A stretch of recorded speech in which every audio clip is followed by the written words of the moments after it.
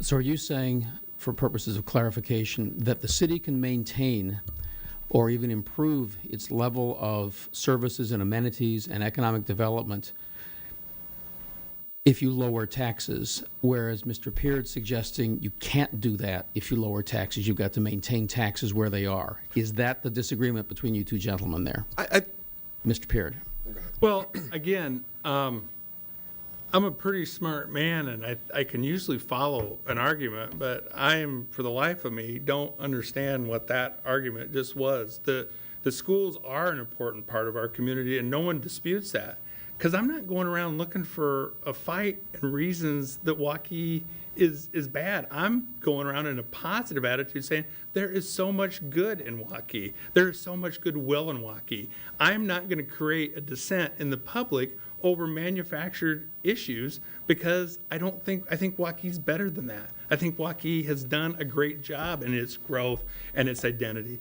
And I don't know what comprehensive plan you're reading from, but this is the one by Gould and Evans that says, the key to good living embodies in one phrase the current quality of life enjoyed and the future aspirations sought by the citizens of Waukee. That does not sound like a city that doesn't have a rudder and doesn't have an identity. The identity comes from the community. The identity comes from the school, it comes from the PTO, it comes from the Chamber of Commerce, it comes from those organizations. That's what creates an identity. We don't manufacture that as a city. Our job is to make sure that the fire trucks run on time, the police answer the calls, the snow plows scoop the snow. That's what our job is. And economic development. We have a great partner with the Waukee Area Economic Development Corporation, and they have a very clear vision, which is soon to be on their website. So I don't understand where the analogy comes that we don't have a clear or economic development plan in place. Because I'll tell you what, I think we've done a great job in planning. We're never going to stop. We can't stop, because when you stop, you start going backwards, and I think we're far from stop.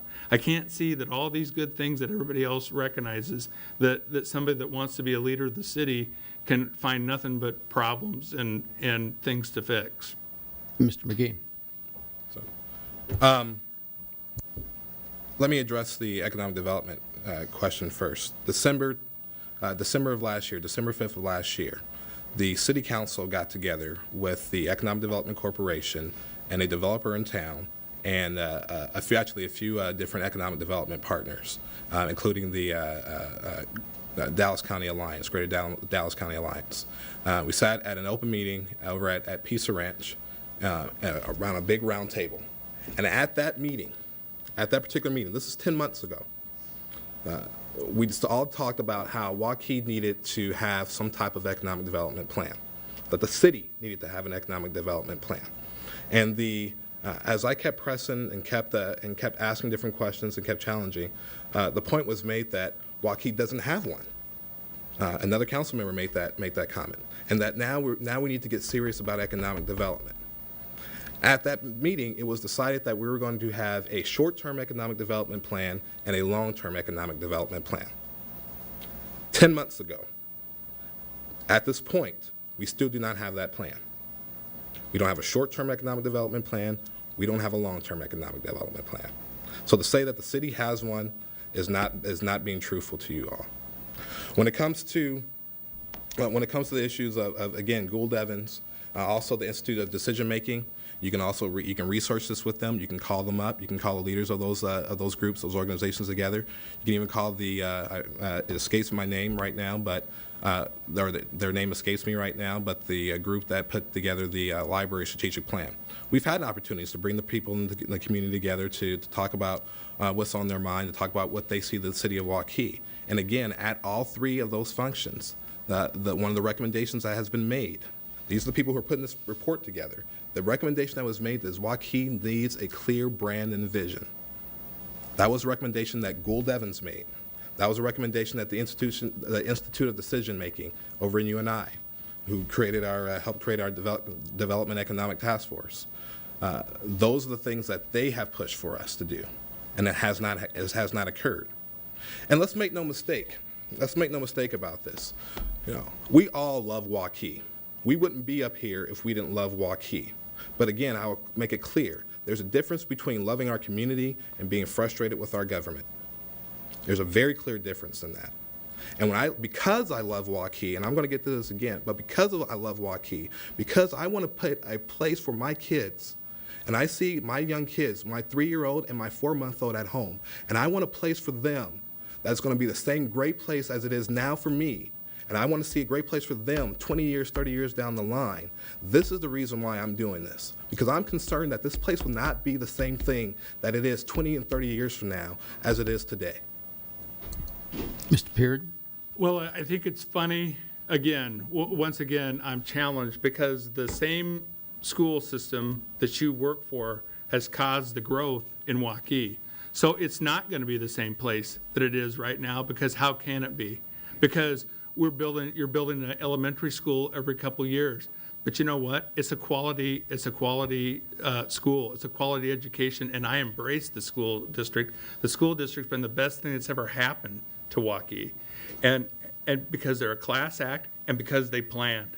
Because they knew that their planning and their growth was incremental. They knew that there was phases that they went through as a developing town, and they had to check those phases off. Waukee is in a phase program right now. We're checking those things off as we develop as a city. And I take exception, again, to why you want to be mayor. You're frustrated with the council system, but you want to be mayor. Those 5 people that you reflect, and make no mistake about it, you reflect their wishes.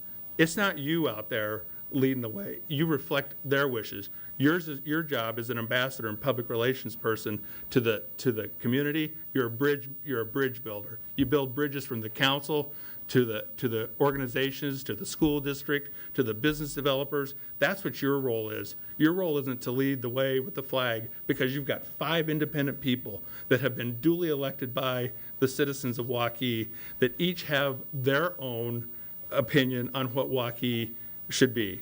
And I'll tell you what, they manage somehow in our democracy to meld those questions, or to meld those philosophies together, and to come out as a united council. And you know what? We've had debate, and we've debated fiercely at times. But debate's good, because debate creates new ideas. There is nothing wrong with a council that debates ideas as long as they remember who they're serving and why they're serving. And I challenge any of you that feel like you wake up in the morning and feel like you're an unidentified person to raise your hands. The Waukee's identity is so gnawing at you in your everyday life that you have to sit there and wake up and say, oh my God, we need an identity in Waukee. We've got the identity.